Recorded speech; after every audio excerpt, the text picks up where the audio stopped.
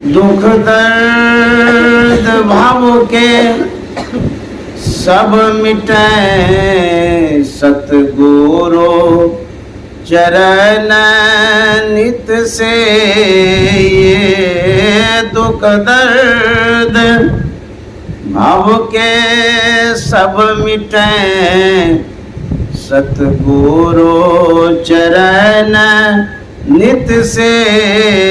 ये गुरु भक्ति बिन कछु ना बने। में ही सकल संतन कही गुरु भक्ति बिन कछु ना बने। श्री सद्गुरु महाराज की जय।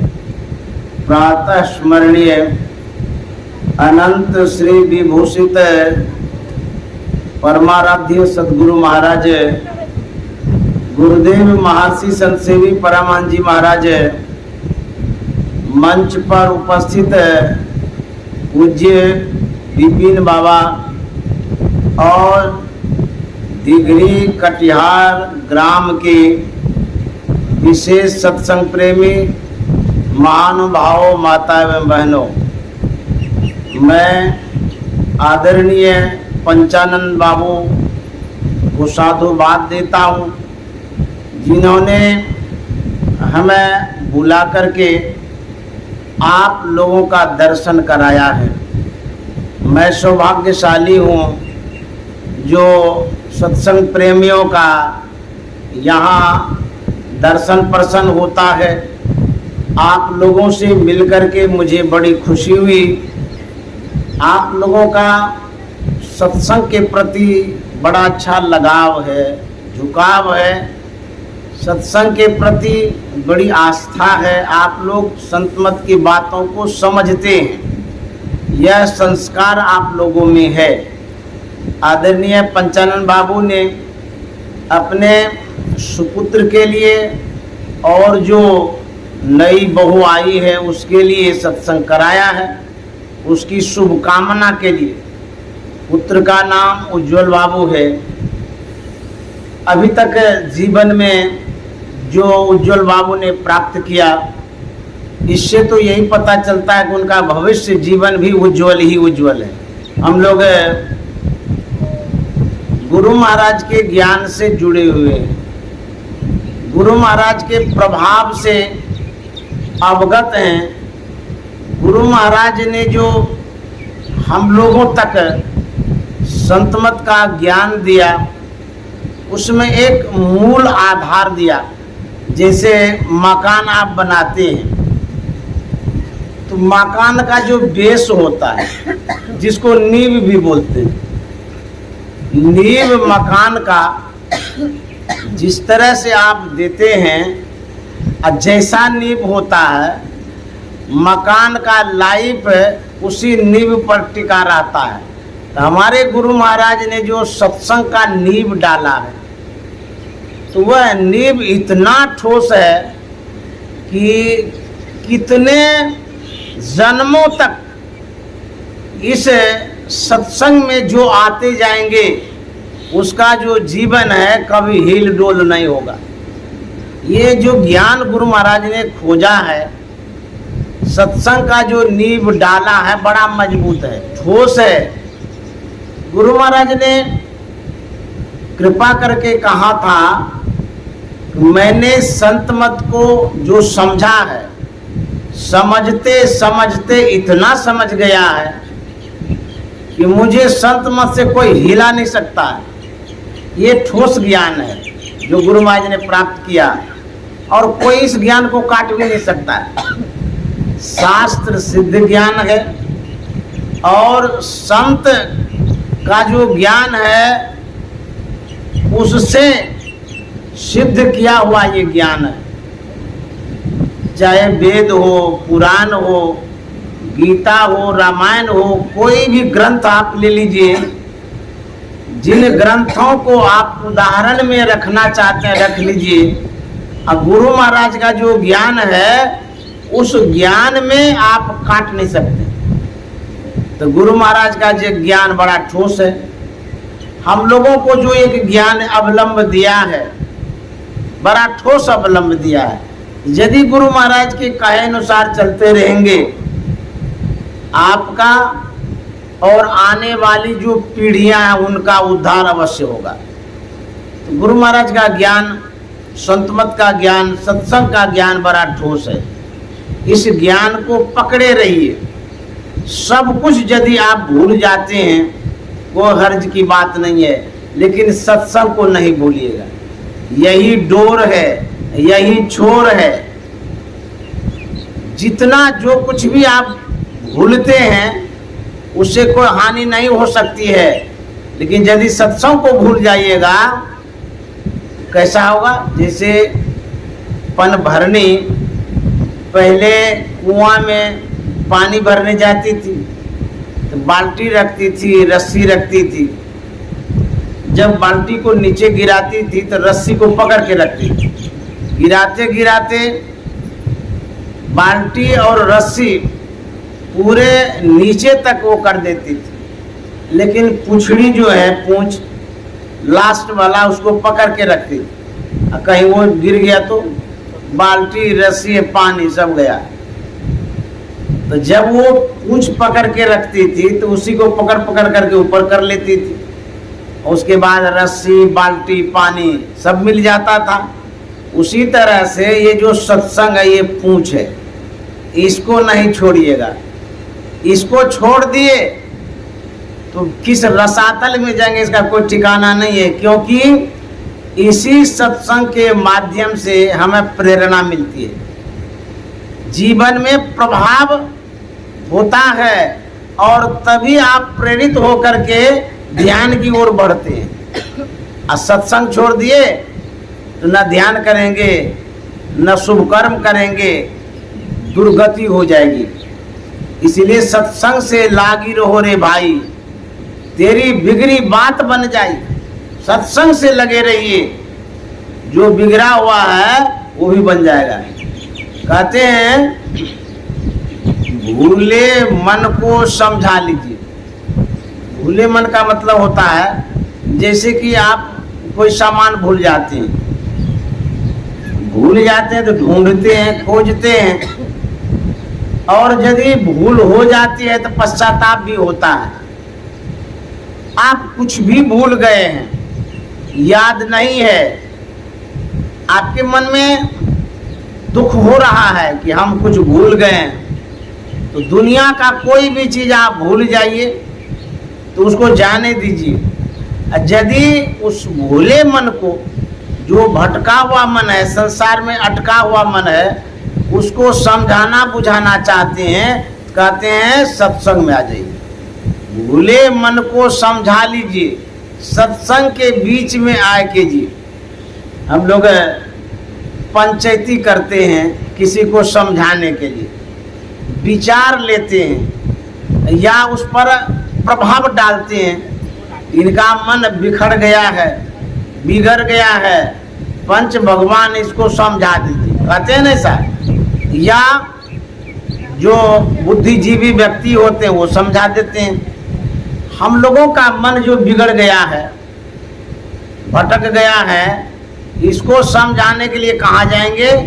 कहते सत्संग में आ जाइए, तब ये मन समझेगा। परम संत तुलसी साहब ने कहा है कि जग बेहोश बूझे नहीं, संत मते की बात, संत मते की बात लात जमताते मारे। तुलसी साहब कहते हैं संसार का लोग बेहोश है, बेखबर है। जैसे शराबी शराब पी लेता है तो वो दुनिया को ही भूल जाता है, किस स्थिति में रहता है देख लीजिए।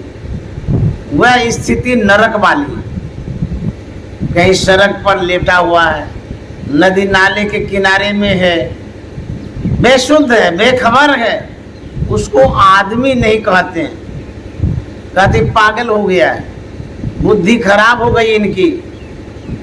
शराब जब पीते हैं वह ऐसा पदार्थ है वो आपकी बुद्धि को भ्रष्ट कर देती है, बुद्धि भ्रष्ट हो जाती है शराब पीने से। तो बिना बुद्धि वाला जो आदमी होगा उसकी क्या स्थिति होगी।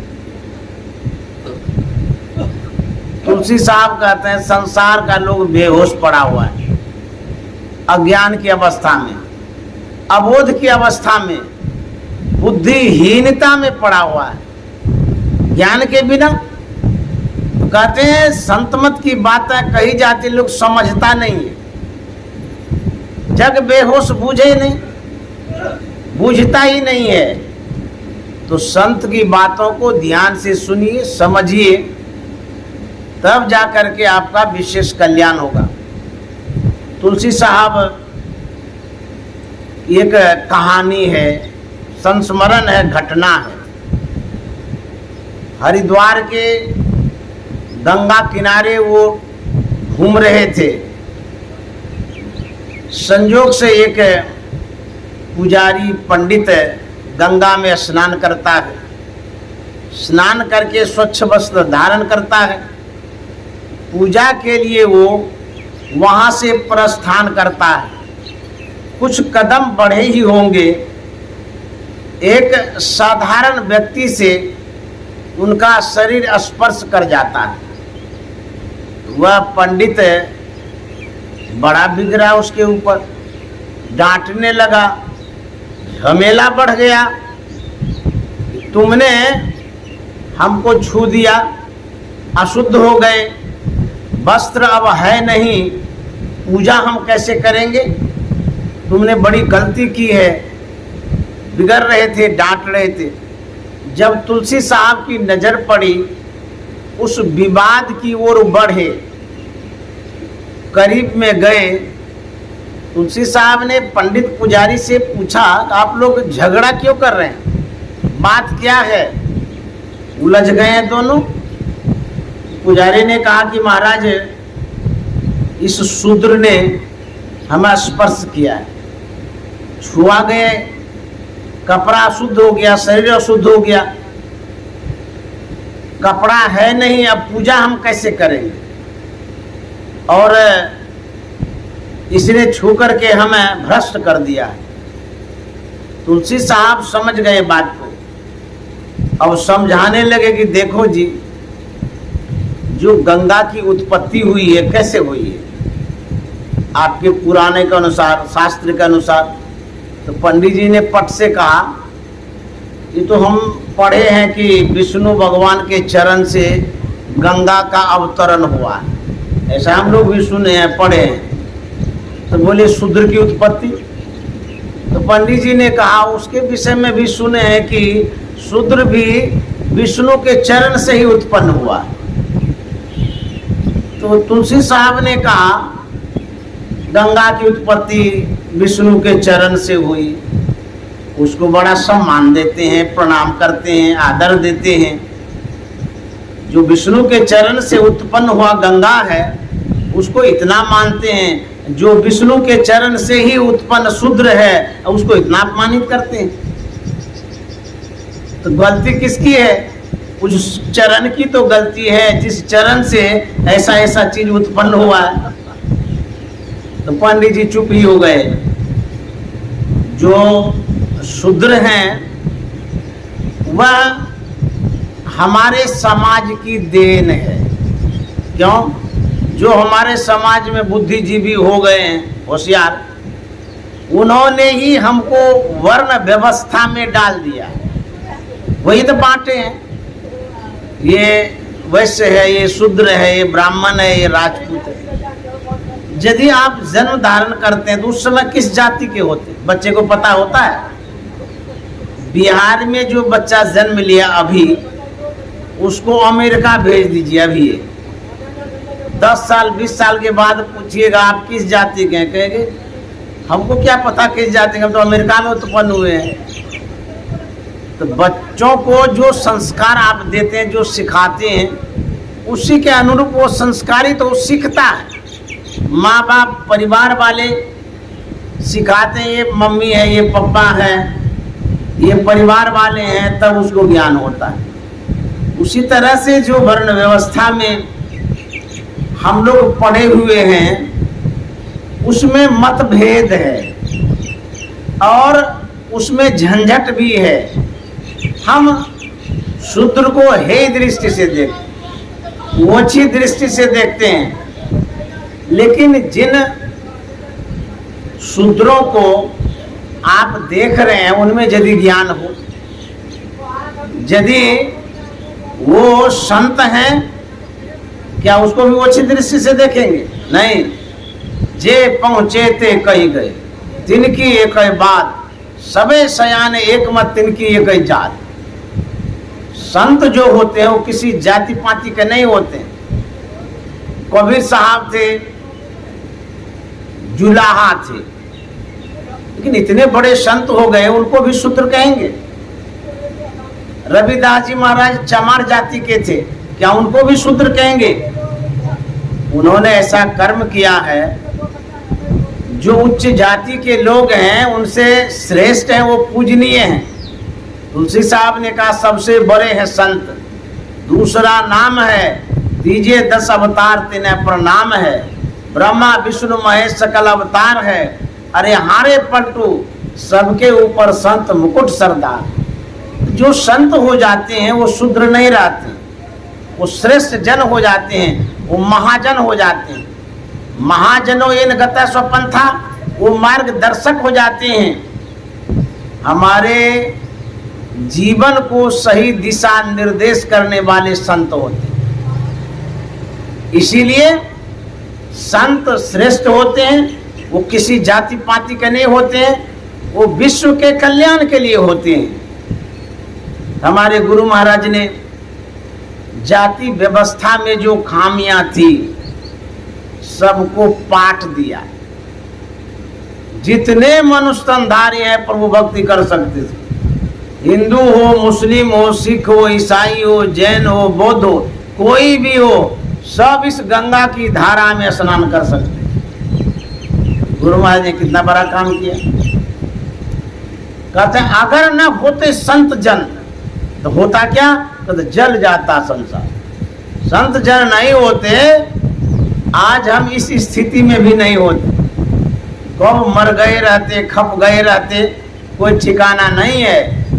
तो गुरु महाराज ने कृपा करके हम लोगों को ज्ञान का एक सूत्र में बांध दिया, एक मालाओं में पिरो दिया। वो सत्संग की माला है, ज्ञान की माला है, भक्ति की माला है, जिनमें हम लोग मिल गए हैं। मालाओं में किसी भी रंग के ऊल को गूंथ दीजिए तो माला हो गया। उसी तरह से गुरु महाराज ने इस सत्संग की जो माला है, इसमें सभी जाति वर्ग धर्म को जोड़ दिया, सब एक हो जाओ। तो माला जब बनाते हैं, किसी के गले में डालते हैं तो कितना अच्छा लगता है, सम्मान होता है। उसी तरह से जब हम मिलकर के रहते हैं, प्रेम से रहते हैं, मानव मात्र मिल जाते हैं, तो वह माला का रूप धारण करता है। और जिस व्यक्ति के गले में ये माला डल जाती है, समझ लीजिए व्यक्ति समाज का जो है ना उत्थान हो जाता है। गुरु महाराज ने बड़ी कृपा की।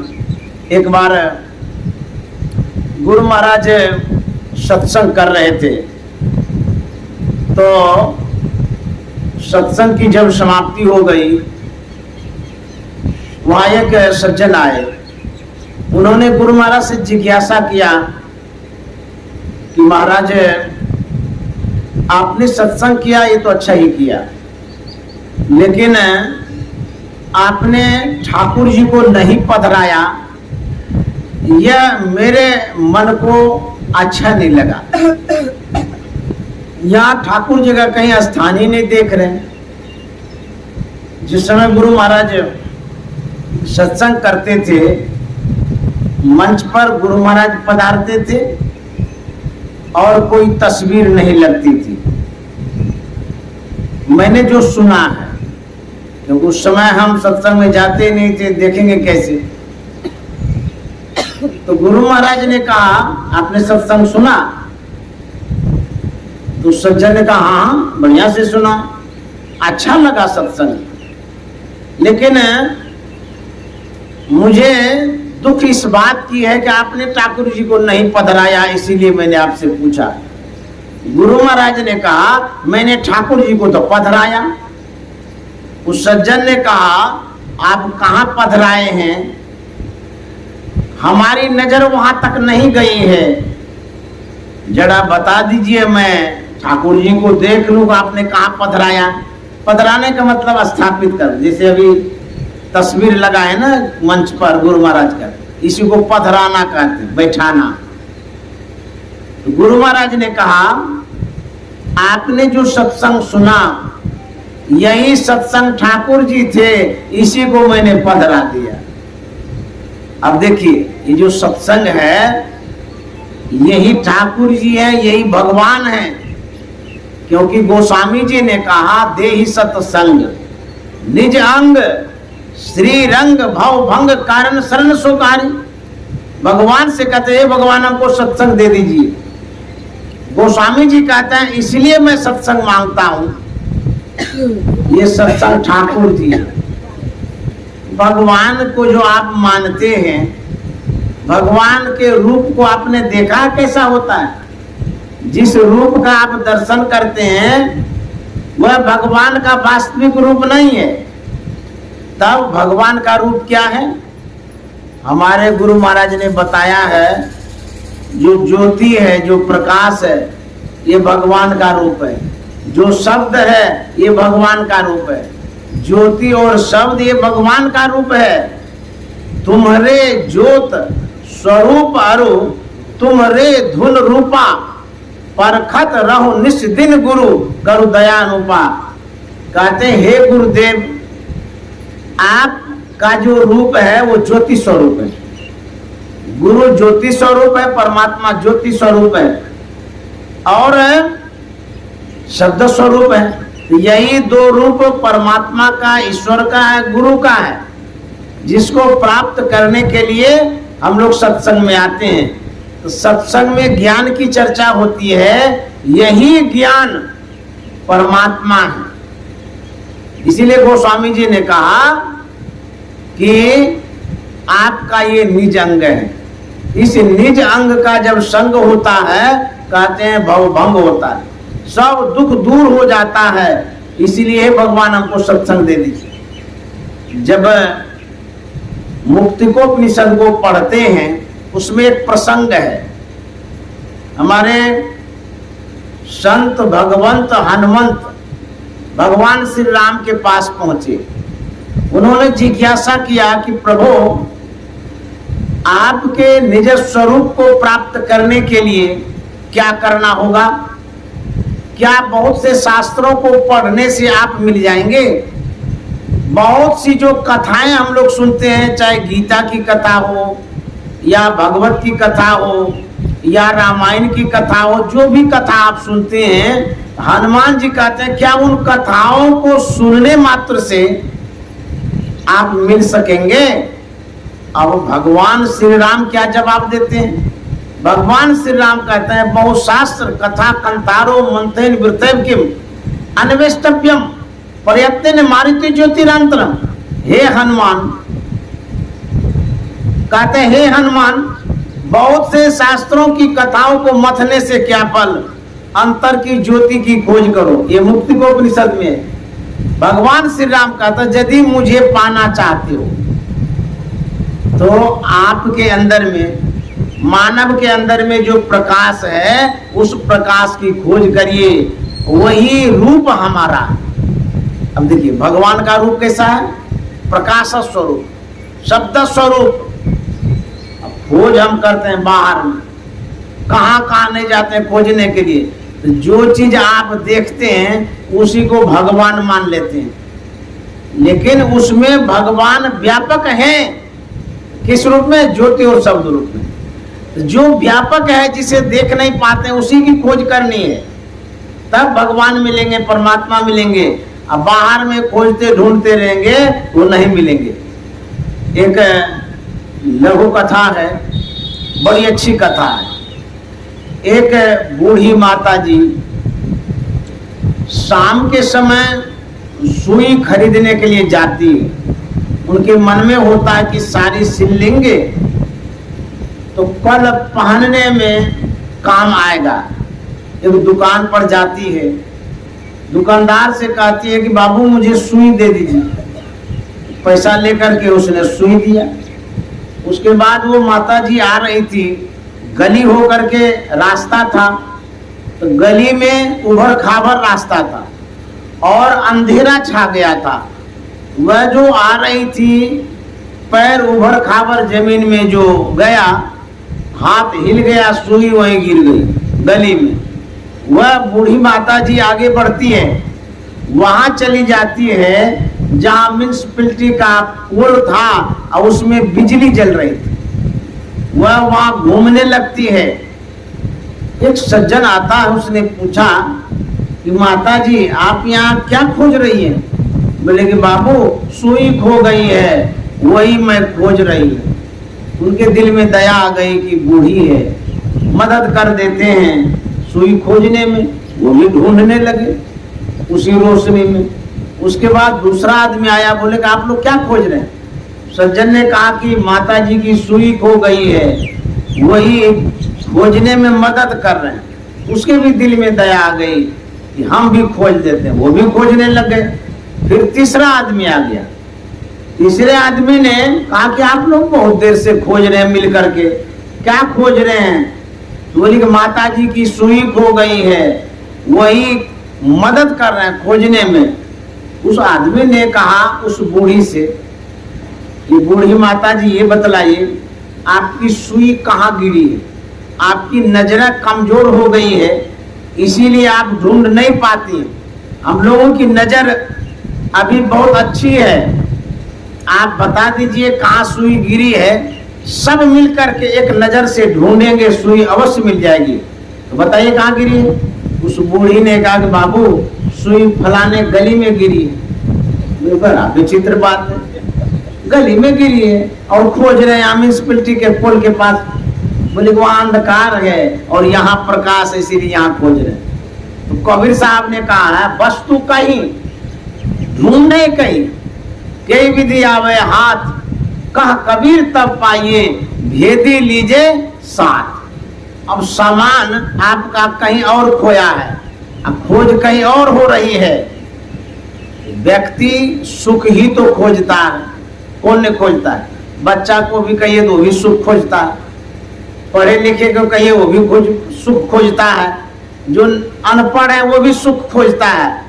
मानव को तो छोड़ दीजिए, प्राणी मात्र सुखे खोज में। तो सुख है कहाँ? संत महात्मा कहते संसार में सुख नहीं है। बोले खाने में तो अच्छा लगता है, बोले को क्षणिक सुख है।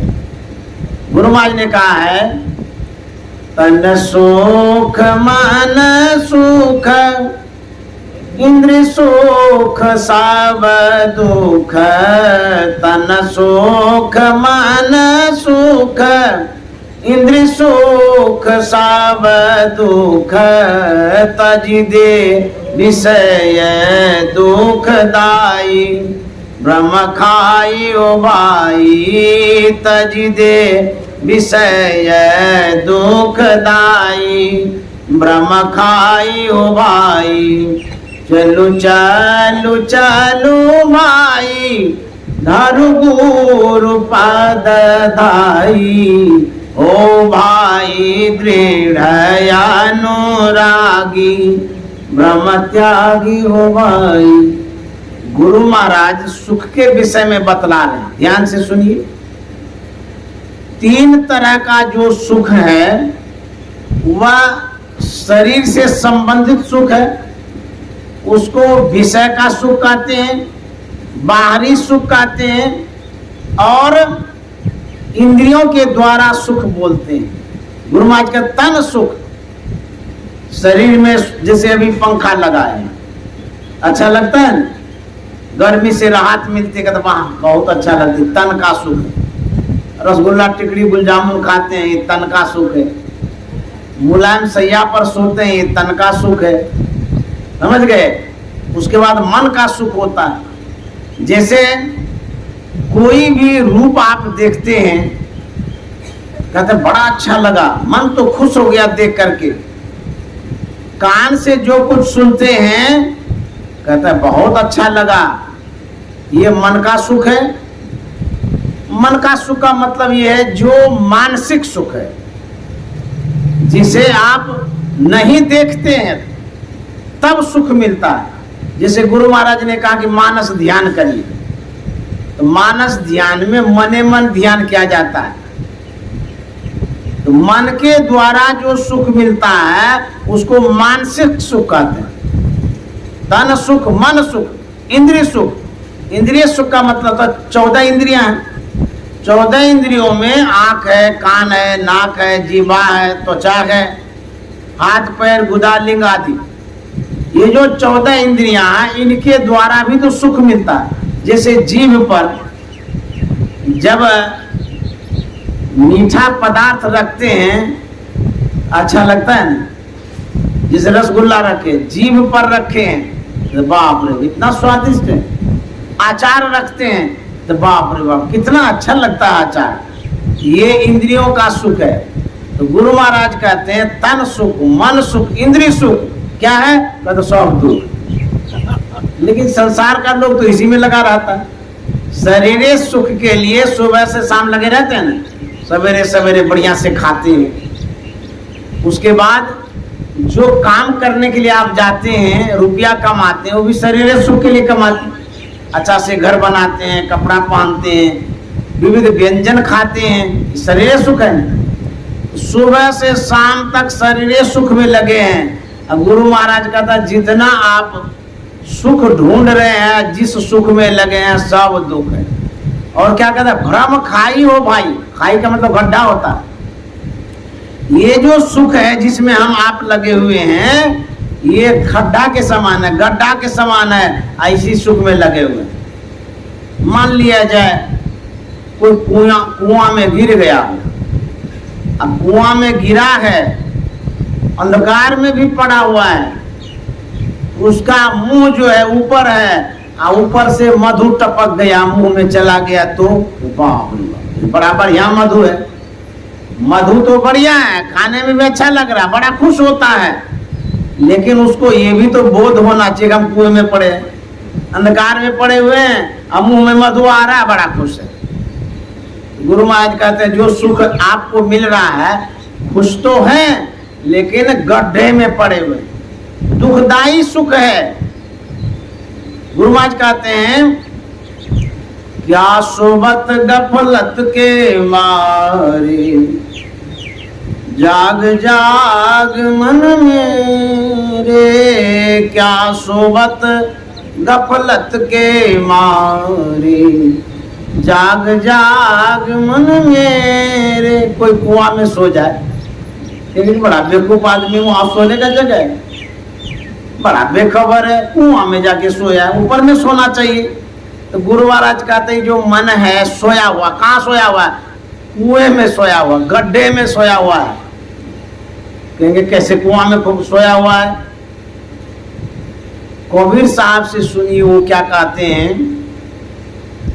करु सत्संग भरम ग्रह टूटे, करो सत्संग भरम ग्रह टूटे, भरम ग्रह टूटे, भरम ग्रह टूटे, भरम ग्रह टूटे, भरम ग्रह टूटे, करो सत्संग भरम ग्रह टूटे। ये भरमगढ़ क्या है, भरम मन अज्ञानता, अंधकार, गौड़ मन होता है किला। जैसे कोई चार दीवारी से घेर लेते हैं, राजा महाराजा लोग वैसा करते थे। अभी तो बॉर्डर हो गया, उसको बॉर्डर बोलते हैं, उसी को गढ़ कहते हैं। जैसे आपका घर है चारों तरफ से दीवार दे दिए तो घिरे हुए हैं ना, हम लोग अंधकार में जो पड़े हुए हैं ये अंधकार का गौड़ है, किला, उसी अंधकार में घिरे हुए हैं। तो कबीर साहब का था यही कुआं है, यही गड्ढा है, ऐसे में पड़े हुए हैं, ऐसे में आनंदित हो रहे हैं। तो सत्संग जब करिएगा तो भरम गढ़ टूटेगा। तो गुरु महाराज कहते हैं जो मन सोया हुआ है, कहाँ, अज्ञानता में, जो कुछ भी आप कर रहे हैं ये सब अज्ञानता है। इसी में सुबह से शाम तक लटके हुए हैं, इसी को सोना कहते हैं। कहते हम लोग तो अभी जगले हैं, सत्संग सुन रहे, कहते सो गए हैं। मोह निशा सब सो बनिहारा। सोने का बहुत प्रकार होता है। सोना जो कानों में लगाते वो नहीं, मतलब जो सोते हैं, एक तो खा के सोते हैं, दूसरा अज्ञान की अवस्था में सोते हैं, तीसरा धन संपत्ति आदि में भी लोग सो जाता है। क्यों? जिसमें आप लिपटे लगे रहते हैं, वो संत महात्मा का तो वो व्यक्ति सो गया है। सुबह से शाम तक, जीवन से मरण तक खेतिये करते हैं, ये भी सोना है। जगने के लिए गुरु महाराज कहता है और मन को जगाने के लिए कहते हैं। जब तक नहीं जगिएगा तब तक दुख होगा। अब कोई सोए रहे तब क्या होगा? एक कथा सुनिए। एक राजा था, उसके पास जो नौकर था बड़ा अच्छा था, ईमानदार था, अच्छी सेवा करता था। जब वो अंतःपुर में राजा साहब के शयन कक्ष में जाते थे, बेडरूम में अंग्रेजी में बोलते हैं, हम लोग सोने वाला भवन बोलते हैं जिसमें सोते हैं। वो जब सैया को लगाते थे, बिछावन को लगाते थे, जैसे ही स्पर्श करता था राजा साहब की सैया, तो बड़ा मुलायम मालूम पड़ता था। वो नौकर कहता था, बाप रे बाप, इतनी मुलायम सैया पर राजा साहब सोते हैं, कितना अच्छा लगता होगा। काश यदि मुझे भी कभी सोने को मिलता तो मैं भी यह अनुभव करता कि कैसा सोने में लगता।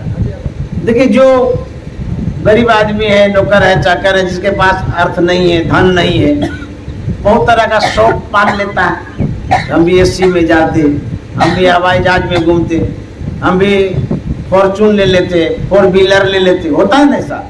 तो नौकर के मन में होता था कि हम भी इस पर सोते तो कैसा लगता, लेकिन कैसे सो सकते हैं? राजा साहब के बिछावन पर नौकर, असंभव है। अब देखिए, एक दिन होता क्या है, राजा साहब को कोई कार्य विशेष हो गया, जरूरी हो गया। अंतःपुर में सभी सहचर नौकर सिपाही को सूचित कर दिया, आज मैं किसी कार्य विशेष से बाहर जा रहा हूं, आज तो नहीं आऊंगा, दूसरे दिन आऊंगा। कहा करके वो चले गए। नौकर को सूझा, अरे आज तो राजा साहब है नहीं। रोज मन में होता है, मुलायम सैया कितनी अच्छी है, आज सो लेंगे। आज तो राजा साहब है नहीं, कोई रोकने टोकने वाला भी नहीं है। वह क्या करता, जल्दी जल्दी काम कर लेता है। काम करके शयन कक्ष में चला गया, पलंग पर लेटता है। राजा साहब की जो चादर थी शरीर ढक लेता है। कभी सोया तो था नहीं, इतनी मुलायम सैया थी। वो जो सोया बेखबर सो गया, निश्चिंत होके सो गया, जिसे घोड़ा बेच के कोई सोता है। कोई टेंशन चिंता नहीं, सोया जो सोई रह गया। सुबह से शाम हो गई, सोया ही है, कोई उठाने वाला भी नहीं। संजोग ऐसा होता है, जिस कार्य विशेष से राजा साहब बाहर गए थे, उसी दिन वो काम हो गया और राजा साहब उसी दिन लौट आए। गए अपने कक्ष में, जैसे ही गए तो देखते कोई सोया हुआ है। तो राजा साहब के मन में हुआ कि कौन सोएगा, मेरे पलंग पर मेरी रानी सोई हुई होगी। चादर से ढक लिए थे ना, तो पता नहीं चल रहा था। तो राजा साहब आवाज देते हैं कि अरे रानी, तू अभी तक सोई हुई है, हम तो आ गए, कोई काम था आज ही हो गया, उठो। तो कहाँ से उठेंगे, तो हरी नींद में नौकर था।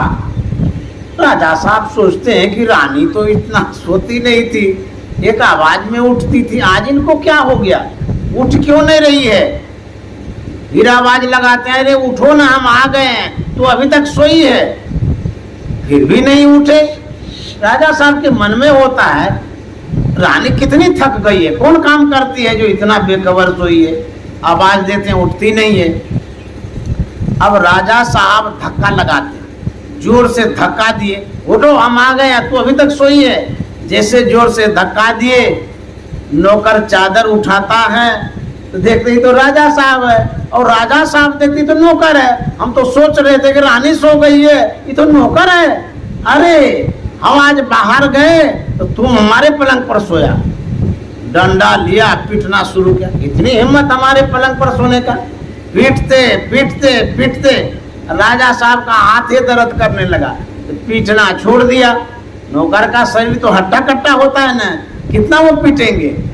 जब पीटना छोड़ दिया तब नौकर कहता है कि राजन, हम तो इस पलंग पर थोड़ी देर के लिए सोए तो मुझे इतनी मार लगी, जो बरसों से इस पलंग पर सोते आ रहा उसको कितनी मार लगेगी।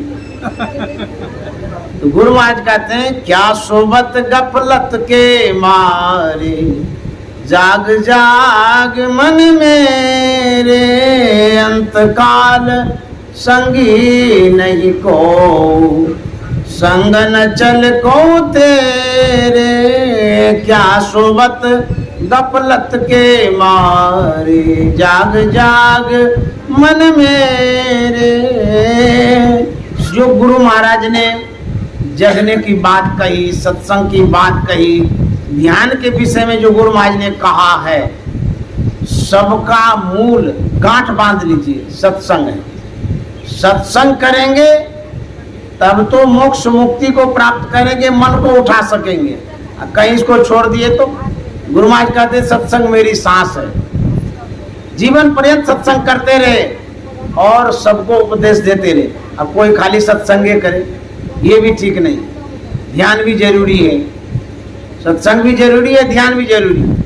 इसीलिए हम लोगों को याद रखना चाहिए, सब कुछ यदि भूल गए तो सत्संग को याद रखें। सत्संग से जुड़े रहेंगे, आपका कल्याण हो जाएगा। गुरु महाराज जो कह रहे थे, यह धन धाम कुटुंब कबीला, सब स्वार्थ के चेरे, यह धन धाम कुटुंब कबीला, सब स्वार्थ के चेरे, अपने अपने सुख के साथी, हिरण को सुख तेरे, जाग जाग मन मेरे, क्या सोबत गफलत के मारे, जाग जाग मन मेरे।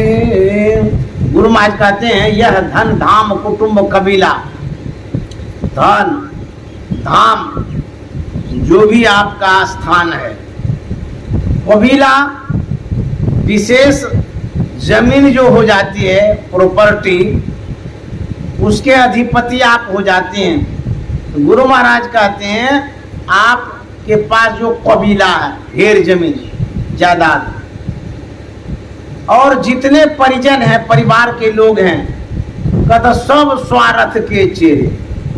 तो कोई कहेंगे ये तो साधु महात्मा हैं, इसीलिए कहता सब स्वार्थ के चेहरे। झूठे सब ये सब स्नेह है, लेकिन हम लोगों को तो सब साचे साचे लगता है, स्वार्थ कहाँ लगता है। बाबा नानक ने क्या कहा, जगत में झूठी देखी प्रीत, जगत में झूठी देखी प्रीत, झूठी देखी प्रीत जगत में, झूठी देखी प्रीत जगत में, झूठी देखी प्रीत जगत में, झूठी देखी। ये झूठे प्रेम है, झूठे लगाव है, सब कुछ झूठे झूठे है। तो हम लोग सोचते हैं कि ये ठीक नहीं लिखा गया है। बेटा है, बेटी है, धन है, परिवार है, सब कुछ है, सब तो साचे साच है। ऐसा आपसे कहेंगे कि घर झूठे है, झूठे कैसे है? तो घर है, इसको झूठे कैसे कह सकते हैं? तो घर है, अपना घर है, बेटा है, अपना बेटा है, झूठे कहाँ है? संत महात्मा क्यों कहते हैं सब झूठे हैं? इसलिए कहते हैं कि साच एक परमात्मा है, ईश्वर है, जिसका विनाश नहीं होता है, जिसका भी विनाश होता है सब झूठे है। कहेंगे झूठे है किस दृष्टि से? अच्छा, यदि साच है तो आपके साथ रहता है सब दिन? नहीं रहता। मरने लगते हैं तो कोई साथ जाता है? नहीं जाता। ये क्या संबंध है? तो झूठे न संबंध है। जीवन भर रहे, मरने के बाद सब अपना अपना। मेरो मेरो सभय कहत हैं, हित सो बांधो चित। बेटा मेरा है, बेटी मेरी है, पत्नी मेरी है, पति मेरे हैं, ये सब घर मकान दुकान सब मेरे तेरे घनेरे हैं, बोलते हैं ना। नानक साहब क्या कहते हैं, मेरो मेरो सब कहत हैं, हित सो बांधो चित। ये जो चित्त है, ख्याल जो लगा हुआ है, जिनसे आप जुड़े हैं, जैसे भी संत महात्मा कहते हैं इसमें स्वार्थ है, अपना काम बनाने के लिए जुड़ा हुआ है आपसे। आप भी जिनसे जुड़े हैं अपना काम बनाने के लिए जुड़े हैं, ये स्वार्थ है। मेरो मेरो सब कहत हैं, हित सो बांधो चित। लेकिन अंतकाल संगी नहीं को, अरे अंतकाल संगी नहीं को, यह अचरज की रीत, जगत में झूठी देखी। रीत में न रिवाज होता है, परंपरा जो आपने नियम बना दिया है जुड़ने का, स्नेह करने का, दिखाने का। नानक साहब का तो बड़ा आश्चर्य की बात है, आप जुड़ते तो जरूर हैं, लेकिन अंत घड़ी में, अंत समय में तो जुड़े नहीं रहते। घर के कहत सवेरे काढ़ो, भूत हो ये घर खई। क्या रिलेशन है, क्या संबंध है? जीवन पर्यंत आप साथ में रहे, वही व्यक्ति है। अभी कहता है इसको बाहर करो, निकालो घर से, क्यों? भूत हो जाएगा। यही मित्रता, यही दोस्ती है। शरीर तो वही है, शरीर वही है। किससे संबंध आपका था, किससे दोस्ती थी? शरीर से थी दोस्ती या किसी और चीज से थी? अच्छा, शरीर से दोस्ती रहती, सांस से दोस्ती नहीं रहती। सांस को तो देखते भी नहीं है और सांस बचाने का कोई प्रयास नहीं करता है। शरीर को बचाने का कोई प्रयास करता है और शरीर से मतलब रखता है। जैसे चोट लग गई, आपको डॉक्टर के पास जो ले जाएगा शरीर का इलाज न कराएगा। आपको भूख लग गई तो शरीर को तो भोजन कराएगा। तो दोस्ती किन से थी? शरीर से। तो जब शरीर से दोस्ती थी तो शरीर तो है ही है, फिर फेंकते क्यों है, हटाते क्यों? उसको रखिए। कहते नहीं रखेंगे, तो झूठे ने दोस्ती थी। ये झूठे दोस्ती होती है। घर के कहत सवेरे कारो, भूत हो ये घर के। नानक साहब का तो सब झूठे है। अंतकाल संगी नहीं को, यह अचरज की रीत। ये रीति रिवाज जो है ना, भूलिया वाला है, झूठे वाला, इसमें मत फंसिएगा। गुरु महाराज कहते हैं सब स्वार्थ के चेहरे। कोई कहेगा कैसे स्वार्थ के चेहरे हैं? जिनसे आपकी दोस्ती है, चाहे वो पुरुष वर्ग में हो या स्त्री वर्ग में, जिनसे भी आपकी दोस्ती है, आप दे तो रहे हैं दोस्ती के नाम पर, लेकिन जब कुश्ती होगी तब पता चलेगा। आप परोपकार की भावना से, उपकार की भावना से, अपनत्व की भावना से दे रहे हैं, सहयोग करते जा रहे हैं कि नहीं हमारा अपना आदमी है। लेकिन ऐसा समय आएगा, याद रखिएगा, जिसको आपने अपना समझा है वो इतना बदल जाएगा, इतना बदल जाएगा कि आप सोच भी नहीं सकते हैं। तो संभल करके, सोच करके दोस्ती करिए, और जो आप लगा रहे हैं, दे रहे हैं, इन्वेस्ट कर रहे हैं, जो रिटर्न आएगा, लौट करके जो आएगा, उसका परिणाम सोच के रखिएगा। कहीं बैंक डूब गया तो मूलधन भी गायब हो जाएगा, क्या रिटर्न आएगा, क्या सूद देगा? लालच में लोग सब जो है ना रुपया लगा देता है कि इसमें डबल पैसा हो जाएगा। दे तो रहे हैं, जा रहा है बैंक में, जा रहा है, घर मकान दुकान सब बेच दिए, पढ़ाई लिखाई बच्चे का बंद करके भी दे दिए बैंक में। ऐसा समय आया, कुछ दिन में बैंक डूब गया, सब चौपट हो गया। तो दोस्ती में भी ऐसा होता, आप दे रहे हैं, दे रहे हैं, दे रहे हैं, बेईमान निकल गया, सब लेकर के डूब गया। और आपको जब जरूरत पड़ेगा, हो सकता है कि वो मदद भी नहीं करे, मुंह फेर लेगा। जब तक दे रहे हैं तो सलाम ठोकता है, प्रणाम करता है, आगे पीछे करता है, चाय पानी खिलाता है। और जब देना बंद कर दीजिएगा, आप उसको देख रहे हैं वो पूरब जा रहा है और उसने देखा पीछे से मित्र आ रहा है, वो उत्तर या दक्षिण चला जाएगा। देखिए, मिलना भी नहीं चाहेगा। आपने इतना मदद किया, सहयोग किया, वो मिलने से गए, आपको लगेगा बाप रे बाप, इसके लिए हमने इतना किया और आज ये मुंह भी नहीं दिखाता है। ये भगवान, हमने ये क्या अपराध कर दिया, पाप कर दिया, ऐसा हमको करना नहीं चाहिए था। सोच के, समझ के, संभल के दोस्ती करिए, यही हम कहेंगे। आप कैसे कहते हैं? सुनिए, ये कोई किताबी ज्ञान हम नहीं कर रहे और कोई हमको साधना में अनुभव नहीं हुआ है, तब संसार में ही हमको अनुभव हुआ है। आप हम बीच में जो लेन देन किए हैं, अनुभव की बात, ये साधना वाली नहीं, संसार का अनुभव हम बता रहे। हमको कोई अनुभव नहीं हुआ, आपको किताब में हम पढ़वो नहीं किए, हमने देखा है, वो कह रहे हैं। संसार के लोगों को जब विपरीत होगा बहुत पछताएंगे, रोएंगे। इसीलिए यदि किसी को सहयोग देना भी हो, संभल के दीजिए। यदि मान लीजिए डूब भी जाए, चौपट हम ना हो जाए, उस हिसाब से दीजिए किसी को। जो रुपया आपके हाथ से निकल जाएगा, यह मत समझिएगा कि कल आपके हाथ में आएगा, ठीक है, हमारा हाथ कैसे रहेगा, नहीं। जब तक हाथ में पकड़े हुए टका को, तब तक आपका है। और जैसे निकला, सेकंड भर की बात करता, जैसे दूसरे के हाथ में गया, वहां लौट करके आएगा, ये भगवान ही जानता है। इसीलिए जब छोड़िए रुपया को हाथ से, तो जल्दी मत छोड़िए। तो सत्संगी को देखते हैं, जब दान देने लग जाते हैं तो रुपया तो बढ़ाते हैं, हम भी बढ़ाते हैं, लेकिन वो पकड़े ही रहते हैं। छोड़ते नहीं जल्दी। भाई छोड़ते क्यों? जल्दी छोड़ेंगे तो हम पॉकेट में रखेंगे। अब पता नहीं उसको क्या लगता है कि दो चार बात कहानी सुना देंगे कि आशीर्वाद दे दीजिएगा, ये हो जाएगा, वो जाएगा, तब तक पकड़े। हम भी पकड़े, वो भी पकड़े। हमारे मन में होता है कि जल्दी छोड़ देगा तो इसको झोला में रखेंगे। तो रुपया यदि छूट गया तो जो दान करने वाला वो भी जानता है कि बाबा अपने घर, हम अपने घर रहेंगे। जब तक पकड़े हैं तब ये तक कुछ सुना भी सकते हैं बाबा को। तो जब तक वो सुना रहा तब तक तो पकड़ना ही पड़ेगा। तो रुपया जब छूटेगा, याद रखिएगा, आपके पास आएगा कि नहीं आएगा कोई पता नहीं। चाहे वो जहां भी आप लगाए हैं, ये जो रोना धोना होता है ना मरने पर, ये दिखावे का होता है। ये सब दिखाते रहते हैं। अरे रोना तब था जब माँ को प्यास लगी थी, पानी पिला देती। रोना तब था जब पिताजी का पैर दर्द हो रहा था, पैर दबा देती, दवाई ला देते। उस समय रोए नहीं। अब पिताजी मर गए, माँ जी चली गई, समाज को दिखा रहे हैं कि हम पिता माता जी के लिए रो रहे हैं। फालतू वाला बात, ये दिखावे का है।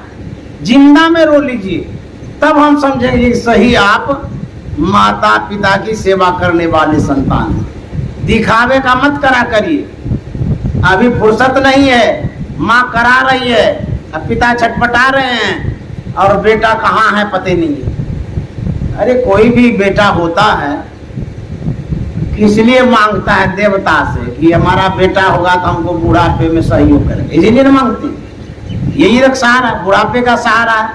बूढ़ा में लाठी का सहारा होता है। अब बेटा सब क्या करता है, यहाँ की बात तो नहीं कह रहे हैं, समाज की बात कर रहे हैं। बेटा माँ बाप को छोड़ देता है, नौकरी करता है, छोड़ करेगा। कोई अमेरिका में, कोई इंग्लैंड में, कोई जापान में, कोई थाईलैंड में। और माँ बाप को क्या करता है, अनाथालय में डाल देता है। कमा कमा करके रुपया वहां देते रहता है। हम माँ बाप को, वो भी तो जेले है। अरे तुमको इसीलिए जन्म दिया गया था। अब तुम कमाते हो, अपना तो सुख आनंद ले रहे हो। अब माँ बाप को जो सहयोग चाहिए बुढ़ापा में, इसी लालच से बच्चा उत्पन्न करता है। सहारा होगा, नहीं तो काहे लिए उत्पन्न करेंगे। बेटा को तब तक सहयोग करते रहना चाहिए जब तक पिताजी का सांस नहीं छूटा है। जब सांस छूट जाए, जब पिताजी माताजी मर जाए, उस दिन खूब भंडारा करें। रोने का कोई बात ही नहीं, लेकिन रोता तब है जब मर जाता है। और भंडारा कब करता है, जब मरता है। जिंदा में भंडारा करिए। यह धन धाम कुटुंब कबीला सब स्वार्थ के चेरे। यह धन धाम कुटुंब कबीला सब स्वार्थ के चेरे। अपने अपने सुख के साथी, अपने अपने सुख के साथी, हिरन को सुख तेरे, जाग जाग मन मेरे, क्या सोबत गप मारे, जाग जाग। गुरु महाराज जगाते, सावधान करते हैं, सिखाते हैं। यदि संसार में आपके पास संपत्ति है तो गुरु महाराज क्या सिखाते हैं? 3 काम करिए। क्या करना है?